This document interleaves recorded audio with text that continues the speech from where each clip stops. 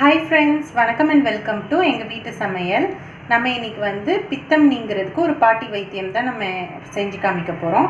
Already நம்ம வந்து ஒரு இது போட்டிருக்கோம், ஒரு ரெசிபி. இது வந்து இன்னொரு சிம்பிளான மெத்தட். இதுவும் எஃபெக்டிவா இருக்கும். இதுக்கு வந்து என்னென்ன பொருட்கள்லாம் தேவைன்னு பார்த்துடலாம் வாங்க.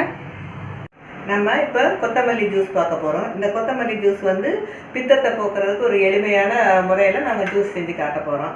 இது கண் பார்வையை நல்லா தெளிவாக்கும். அது இல்லாமல் பசின்மையை போக்கி நாவில் ஒரு சுவை மட்டும் நல்லா என்ஹான்ஸ் பண்ணி கொடுக்கும் உங்களுக்கு இந்த ஜூஸ். இதுக்கு தேவையான பொருட்கள் என்னென்னு பார்த்துடலாம். அரைக்கட்டு கொத்தமல்லி, இது வந்து ஒரு கப்பு தேங்காய் துருவினது, கொஞ்சோண்டு ஏலக்காய் தூள், கொஞ்சோண்டு சுக்குத்தூள்.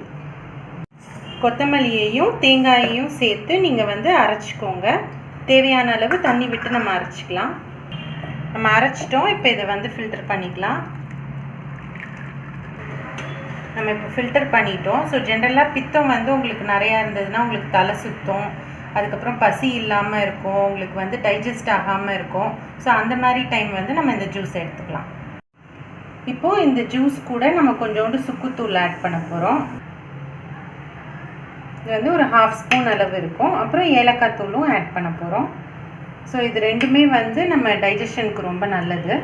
இது கூட வந்து நீங்கள் தேன் சேர்த்துக்கலாம், அப்படி இல்லைன்னா நாட்டு சர்க்கரை இல்லை வெல்லம் சேர்த்துக்கலாம். வெல்லம் சேர்க்குறதா இருந்தால் நீங்கள் வந்து இந்த கொத்தமல்லியை அடிக்கும் போதே நீங்கள் சேர்த்து அடிச்சுக்கலாம்.